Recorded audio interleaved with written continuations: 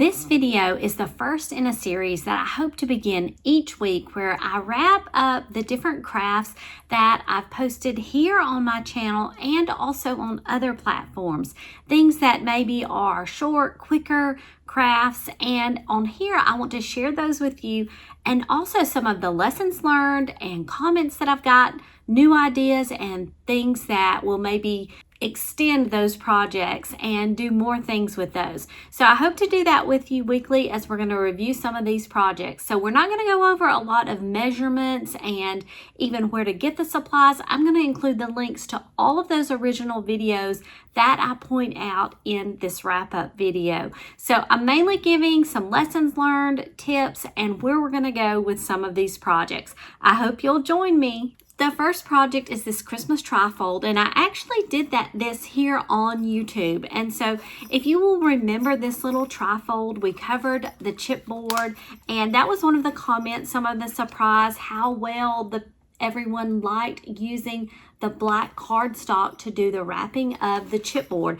And I think that works really well because black can almost go with any color cardstock, and it just maybe makes the other papers pop a little bit more. So that was one of the pieces of feedback that I got from everybody. Also, that this paper is from Hobby Lobby, and it is an 8.5 by 11 inch pad. Bringing that up on a lot of my projects, that wherever it be at Hobby Lobby or Michael's, wherever I've gotten the paper, one of the lessons learned that I have learned along the way, and I try to encourage with everybody, if you see a paper pad that you like, I would grab it quickly, because I've noticed a lot of the Hobby Lobby pads, they start disappearing in November. And even I was at Michael's just yesterday, and one of my favorite pads that we're going to use on one of these projects here, there was only one pad left, and I was really even surprised to see that. So grab the paper when you see it, and let's make our pretty projects throughout December. Last week, I also had Stamp Camp with my local stamp club, and our leader, she provided some great projects for us to do. I think we did 3 different cards. We did projects like this little shadow box with the image that we worked on, and several others, and I've shared those on my different platforms.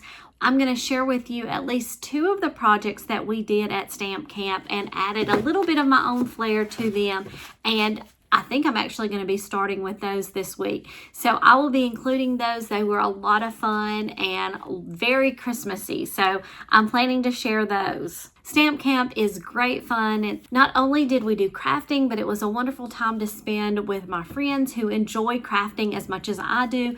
And we also had some great food. You know we did, because it was 2 days of coming and going and working on our projects together and just having a good time. So I highly encourage you to find a group of people that you can meet with in person and do your crafts and things with. The next projects I wanted to share are these envelopes made with pretty decorative paper, and they look very similar. There are just a few slight differences.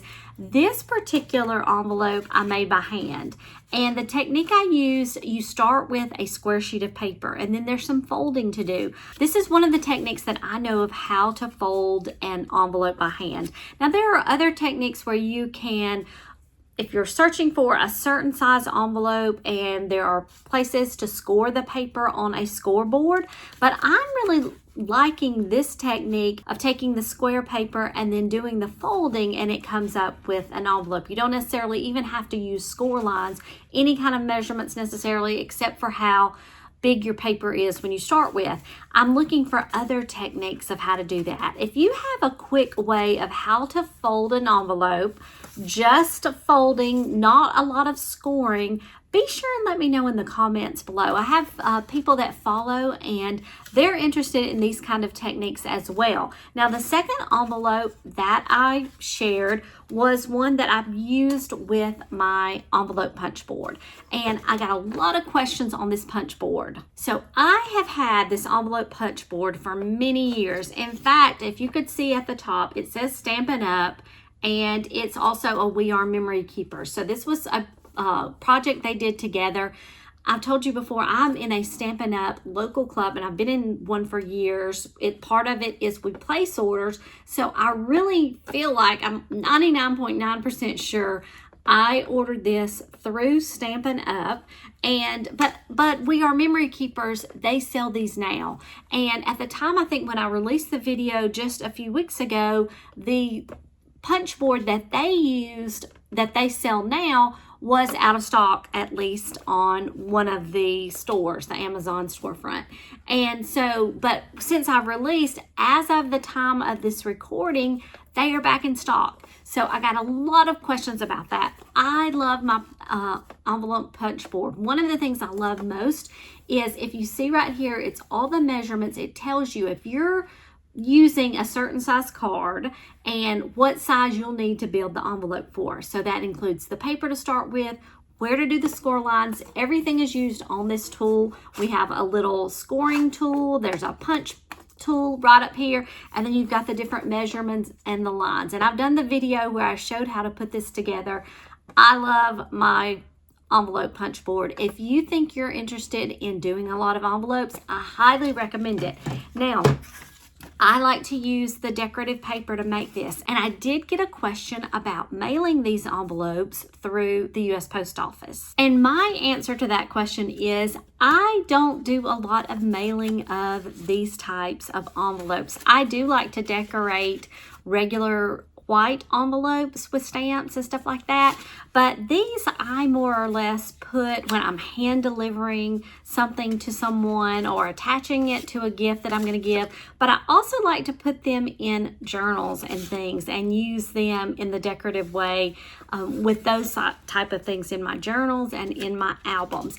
But the next time that I go to the post office, I am going to ask the person there at the desk, because if I did mail these, I would definitely go through that person at the post office desk, actually hand that to them. I know a friend of mine, and I'm pretty sure she uses these type of envelopes, and they have to run them through, or they hand stamp those. And so I'm going to confirm that, and I will be back and let you know about that. But that is my personal way of using these envelopes, and I really like them because I like pretty paper. And so I'm going to try to make as many things as I can from pretty paper. I also shared a card that I made this week, and this was for Thanksgiving, because this is a stamp set that I've had for a while. It's Fall Picnic, and I think it just had a cute little look for Thanksgiving and going together. It's got the little pumpkins. You can see here the pumpkins and some of the little pie and that sort of thing. And also, I just love the little critters. I'm a fan. Some people don't like little critters. I've got some people that are in my local stamp club, and they do not like any kind of animal stamps or anything like that. I think they're cute. I like them, and I like to color. One of the big things as I was coloring this, it's one of the first times I'm using my Ohuhu markers. So I am transitioning, I believe, to Ohuhu markers. I've got several different packs, and I've been using a marker coloring class that I'm in, and I've been using those in that. So I use that with these markers, and I really like them. I really like all the different colors and everything. So this was my Thanksgiving card. This was my Christmas planner, and I also shared that with you here on YouTube, and I have the coordinating pen. Great hit, big hit with the pens that match, and it's just something that I've just thought kind of that everybody did, but it's amazing to see how ideas come to different people and everything like that. And so I loved sharing something that I think is so neat with others and seeing that moment of their excitement. That's great. I love my little planner, and people seem to enjoy it and be interested in making these not only for themselves but as gifts. And it's the beginning of December. Now's the time. People also enjoyed looking at the different pockets and stuff. And again, that's something that I include in a lot of my projects, and it was new for some people. So I think that's great. I love being able to share ideas, and I love getting ideas from you all. That is wonderful. That's what I think this is all about. People were also interested in the paper that I use. This was a paper pad from Michaels, and it is so cute. It's called Peppermint Christmas, and it's one of the ones that I was looking for yesterday in the store. one pad was left in the store that I was at. This is a great pad, and so if you see it, I would encourage you to grab it up. If you like the little bit of a pink in your Christmas colors in addition to the green and the red, this is a great paper pad. Also, I got another comment that this is a great way to use Christmas supplies, and I 100% agree. So making a planner like this, get all those supplies that you've been storing up for years and let's use them. Even if it's just putting those stickers or whatever on the page, this is a great way to use the cute things that we have. And I've got another idea for something we're going to include this week for our planners that I hope you're going to like. I really love it. The last project of the week that I wanted to share is probably one of my most popular projects that I have ever completed, and that is these covered notepads. And what's amazing about these is I have seen and I have made these projects for years, and I think when I shared it, it just struck a chord and people just really liked these.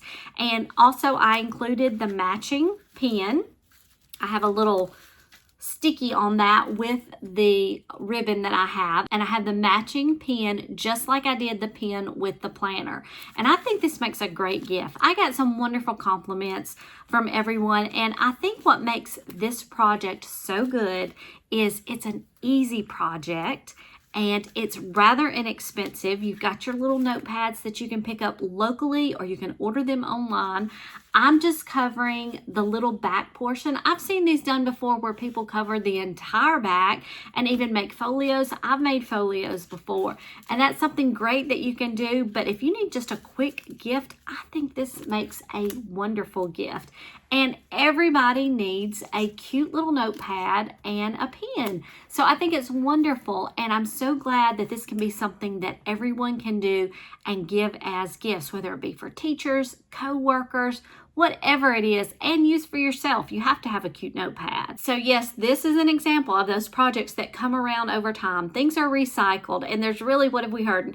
Nothing new under the sun. So just a little adjustments here and there, but this is a nice, neat project to do. Some of the ideas that I got from some of my great followers are to take your pen, these Pentel RSVP pens, they come in colored ink, and can you imagine matching the ink to the paper?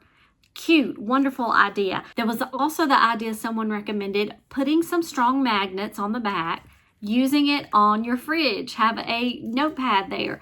Great. I mean, we've heard of those kind of things before, but it's just when someone says it and gives you the idea, it's like, oh yes, that's wonderful. That would make a great gift as well. A little magnetic board with your little notepad. So those are just a couple of the great ideas that have been shared with me. I did a follow-up video for the tutorial where I showed working this because I got so many comments and questions. A lot of people had questions about the paper that I use. I think I had a lot of non-crafters or new crafters that got a view of my video. And you know, this is just a paper pad from Hobby Lobby. Again, a very cute paper pad that was going quick. So it was a 6x6 pad, grab it up quickly, and then how I attached this, you know, just with red line tape. As a crafter that's been doing this for many years, I think everyone knows that, but they don't. And so I got a lot of questions about that. I just had paper. I attached some of my two-sided tape to it and then wrapped it around the notepad. Quick and easy. I added some little stamps on several of the sheets, not all of them. You could, if you would sit here and do that, but I added it on a couple of the pages, and these were lawn fawn stamps. That was another question I got, and then added the cute little pen with the bow. I got a question about using the pink bow as opposed to traditional colors, but because my paper was pink, I thought it would be cute to add in the pink. I haven't found any cute pink Christmas ribbon yet. I was on the lookout yesterday for it, but didn't really come across any. But I thought this makes a cute gift. Put them in little bags, clear bags, whatever it may be. But this is an easy, great gift, and I hope that it sparks some ideas for you as well. So I hope you've enjoyed my little wrap up of all the different craft projects that I've shared this week, and I have a lot more ideas. I will be back next week, hopefully reviewing some of the projects that I have shared online. And if you have any questions, be sure and let me know below. I love to answer your questions. I love interacting with the crafting community. Everyone is so great and truly trying to learn, and I want to learn new techniques and new things about using our paper crafting skills. So I hope you have a wonderful week, and I will see you again reviewing some of my projects next week.